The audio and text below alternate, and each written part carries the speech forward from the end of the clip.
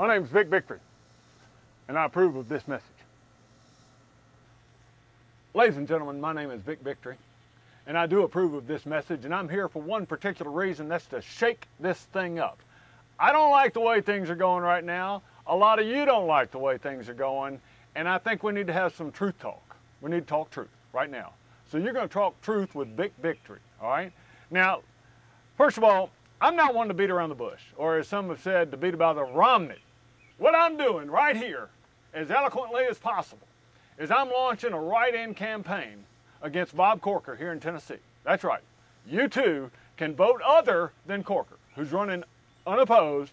You can write Vic Victory and show that you don't want the establishment to continue to wield its power over you and me.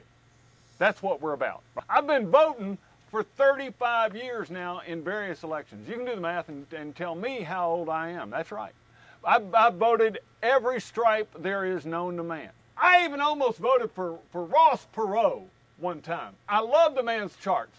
And he, frankly, to my way of thinking, is one of the sweetest billionaires I've ever met. Think about Warren Buffett, grandfatherly. He's somebody you'd like to cozy up to. I like Warren. I think he needs to trim his eyebrows a little bit, but other than that, he's got my vote. What about Bill Gates? He's smart. That's all I can think. And we'll get back to the billionaires a little later. The other thing I liked about Ross Perot, he had charts. I got a chart. I'm going to walk you through a chart right now. Bear with me, men and women of the country. I want to tell you where I think we are right now, and we're in a heck of a mess. All right, a heck of a mess. So bear with me. I don't know how many of you read The Odyssey, all right? But in there, the main character, at one point in his adventure, happened upon a whirlpool. And that whirlpool was about to suck his ship down, all right? This is a whirlpool, all right? Here we are. We're the electric. We're the, you can call us what you want. Sometimes they call us consumers. We're the left wing and the right wing. We're red and we're blue, all right? Whatever. Here we are on our little raft, right? Down here are the fat cats. We got the corporate plutocracy. We got the politicians, that's the P. We got the moneyed interests, that's the billionaires. I told you we'd get back to them, the billionaires. They all benefit from what I call the status quo. I didn't make that up. That's Latin. Status quo, all right? They benefit from things staying the way they are. Here we are in our little boat headed towards devastation. I mean, if we go there, it's all over. And so what are they doing? They're getting us to look at all these non-essential issues. Now, I'm not saying they're not important. Some of them are your own little personal pet peeves. All right, that's fine. You can have a pet peeve. But I'm talking about end times here. And this isn't biblical stuff. This is financial end times. All right? We can't be talking about gay marriage when we're going into this. No. Abortion, that's a bad thing, abortion. But we can't just go round and round talking about whether a fetus or something in a petri dish has authority to vote, or whatever you're trying to say, all right? Gun rights. I think it's a good idea to be able to have a gun, but my God, who needs a semi-automatic Uzi? But I'm going to put that aside. You can tell I've got some emotion about it. I'm going to put it aside because that's not important right now. Immigration, very important issue, very important, but it's not, let's don't spend the rest of our life on it, all right?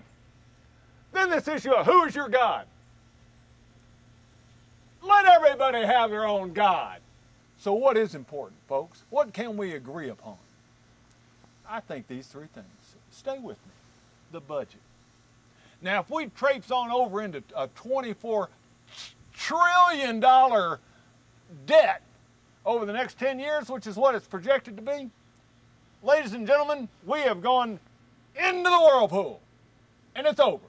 Oars are like floating to the top. That's it. The rest of us staying under. Jobs. You know, I've been chronically underemployed. I don't know if you looked at the upkeep around this place, but I'm not, you know, I hadn't got a lot of money. I think people are hurting. We need more jobs, all right? Understood. The environment.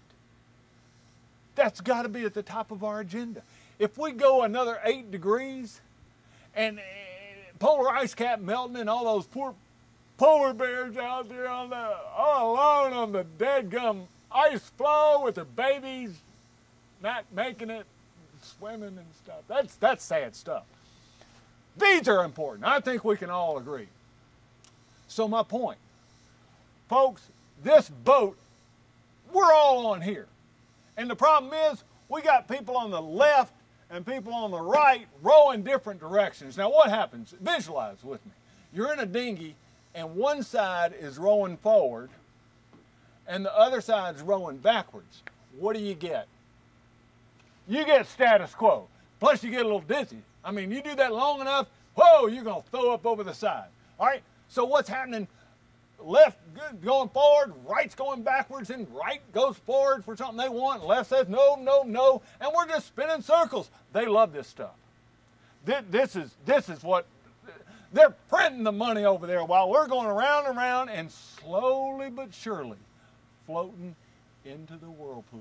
Folks, we are on the same team. So I got to thinking, this just doesn't make sense. I wanted to vote against him and vote for somebody else to try to get a little more change in place. And I realized, well, I got a choice. I can either sit on the couch and stew over this, or I can do something about it. So I'm stepping up and I'm doing something about it. I'm giving you an opportunity to do something different when you go to the ballot on November the 6th. You can ask that man or woman at the front desk, generally it's a retiree, give them a little love too. You can ask them for a write-in ballot and you can write in Vic Victory. Let's show them fat cats up in Washington that Vic's got a little something left in them. This is Vic Victory. I'll be back.